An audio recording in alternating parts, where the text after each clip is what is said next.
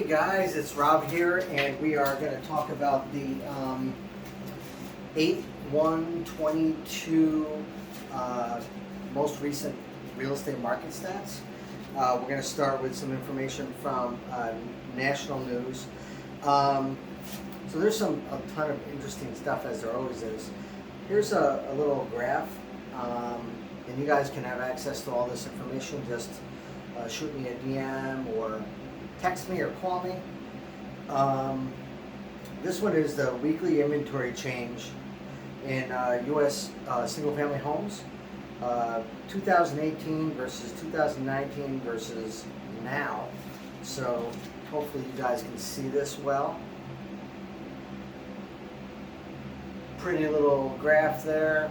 So what you're seeing there is in 2018, we were at 11,800. This is nationally, 11,868 homes.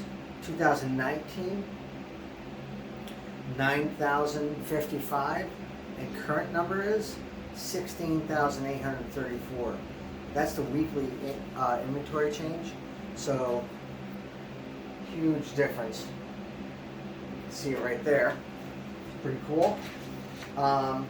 And this is interesting, 2008 versus 2022. The share of distressed sales, which is foreclosures or short sales, 2008, 49% of the properties were distressed or short sales. 2022, it's 1%. So that's from the National Association of Realtors. Interesting information there. So I'm going to talk to you just for a second about new homes. The sales of new homes have definitely been softening. The percentage of people looking for new construction versus pre-existing homes went down again in the second quarter of 2022. In the first quarter it was 19%,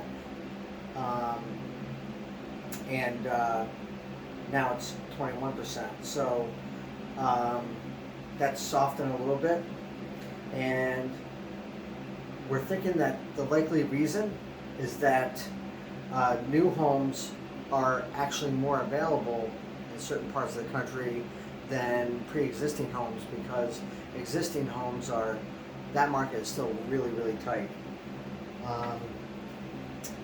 Commodities, this is pretty interesting. I think we all know this, but still it's interesting. Nearly 50% of the higher prices are due to oil and natural gas. And then the other big commodities are cotton, iron ore, lumber, coffee. Everybody needs some coffee. And chicken. It's delicious. So the price reduction out in the marketplace obviously depends heavily on what these commodity markets do, how they rebound, etc. GDP, this is interesting too.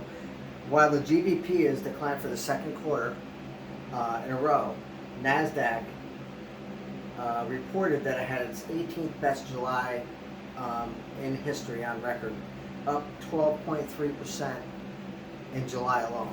So that was pretty interesting. And I want to talk to you about Hartford County. There are a couple interesting stats. Now this is for Hartford County, not nationally.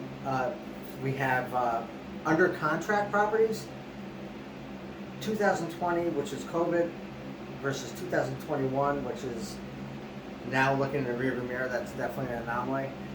Versus now, 2022, we went from 423 properties in 2020 to 453 properties in 2021 to 379 properties in 2022. So we're down 16% year over year in putting properties under contract. I mean, that number was soaring all through 2021. So again, indicators that we're finding a leveling here. the market. And what's interesting, and this makes sense for the reason that prices are still really strong. Again, Hartford County new listings, 2020 were 334, 2021 were 313, 2022 208. So we're still way down in putting new listings on the market. So that totally makes sense that the properties are still, I mean, days on market, we just got the July information in Hartford County. We're at 8 days on market, which is still incredibly low. In January we started at 10, and now we're down to 8. And then statewide we started out at 22, and we're down at, we're leveling out sort of at 19. So days on market, that is. So that's, hopefully that's some information that you can sink your teeth into and help you decide on whether you'd like to, whether you want to sell or stay. And I also have some interesting remodeling information that I want to put out there. Actually, it's in the back of the ones I threw on the ground. So, cost recovery on remodeling projects. A lot of people are thinking, oh, should I do this work before I sell my property? What's the return on investment on that? Or should I just do a strong remodel and stay in my property? This is from the National Association of Realtors again. Really cool little graph. I posted that up just a minute ago online. Check that out. Just some pretty interesting information to help guide you on remodeling projects. As an example, hardwood flooring refinish, 147% return. Closet renovation, 83% return.